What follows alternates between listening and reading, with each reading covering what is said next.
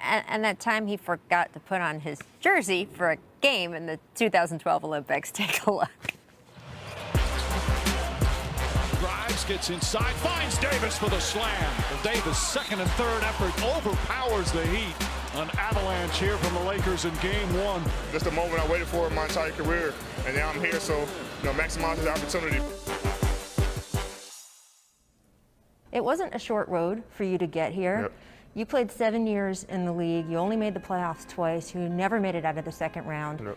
How did that eventually start to affect you to know that you were never there at the end for that NBA conversation where the best of the best battled out? I mean, it bothered me a lot. I mean, because at the end of the day, I want to win.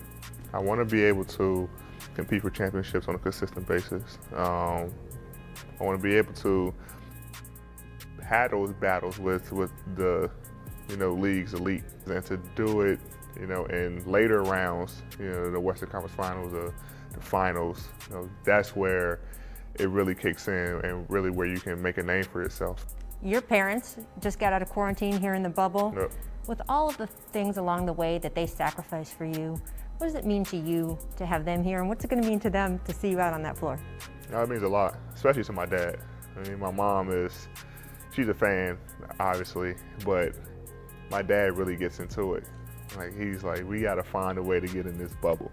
I don't care if we have to quarantine for 10 days, 14, I don't care. I need to find a way to get in this bubble. So they finally got out. Yeah. My parents here, they're excited, so I for sure had to have them come in and support me. There's a little bit of a perception out there that LeBron just kind of buddied up and got close to you in the last couple years when he wanted you to come play for the Lakers. Of course that's not true. Right. He has been a big brother to you since you were a teenager. You were a kid at his basketball camps. Yep. What do you remember about the first time you met him? Yeah, it's crazy because we just talked about this moment last week. Really? Yes. I told him, and I had this little heartfelt speech. And this is right before a game. And I was like, you inspired a lot of kids. And I was one of those kids. And I told him I remember catching a Greyhound bus from Chicago all the way to Ohio for his camp by myself, 15 years old, and getting to his camp and remember yo, that's LeBron James. We just connected and stayed in contact.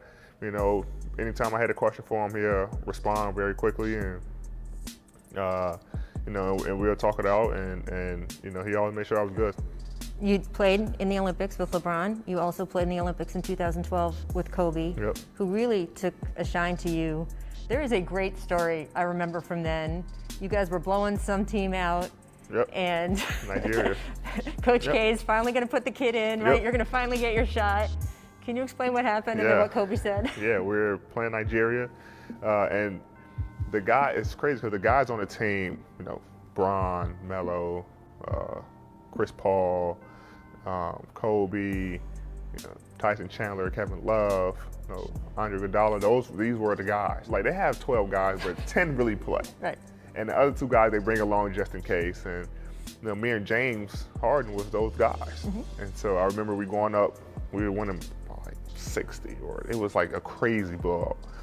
And I looked at James and I was like, man, we might go win tonight. Mm-hmm. And sure enough, Coach K calls me, Anthony, go get Tyson.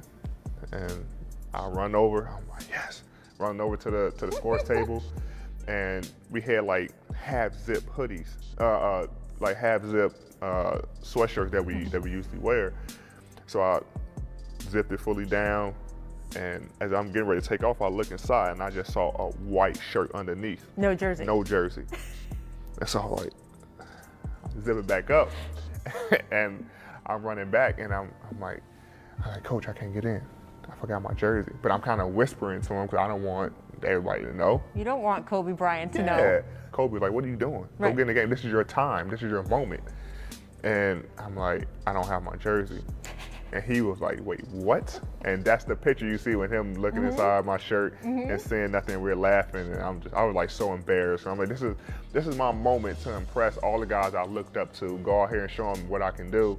And the first impression I make is, guy going in with no jersey. I like that you have said in the past that you now think of Kobe, right? When you get dressed for every game.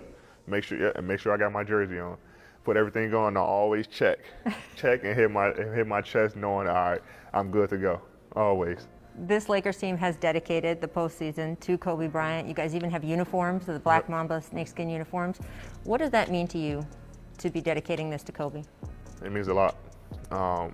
He inspired every single guy on the team. He inspired this entire organization. He is this organization.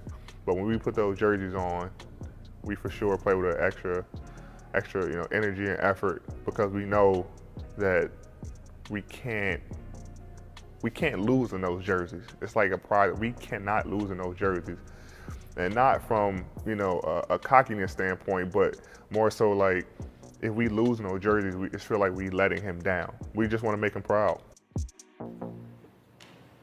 They certainly are doing that so far. Thank you to Anthony Davis for taking the time. AD scored a game-high 34 points in his NBA Finals debut since the merger. The only players to score more in their Finals debuts, Allen Iverson, Kevin Durant, and Michael Jordan. That is good company, to say the least. I am still here with Richard Jefferson, Vince Carter, George Sedano, and I want to turn our attention to Doc Rivers' future. Our Adrian Wojnarowski reporting that Rivers met with Sixers ownership and management on Wednesday and has emerged as a serious candidate, quote unquote, for their head coaching vacancy. Sources told Woj the Sixers' decision is expected to come down to Rivers or Mike D'Antoni. So, Vince, do you think the Sixers are the best available fit for Doc?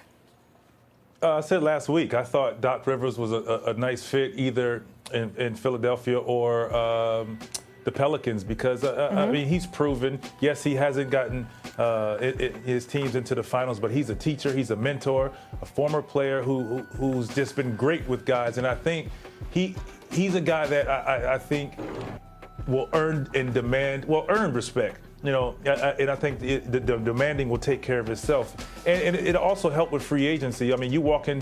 A free agent walks into that office and you're talking and you say, hey, we have Simmons, Embiid, and a proven coach in Doc Rivers. I mean, that really says a lot. point. It will do a lot for their organization. Yeah.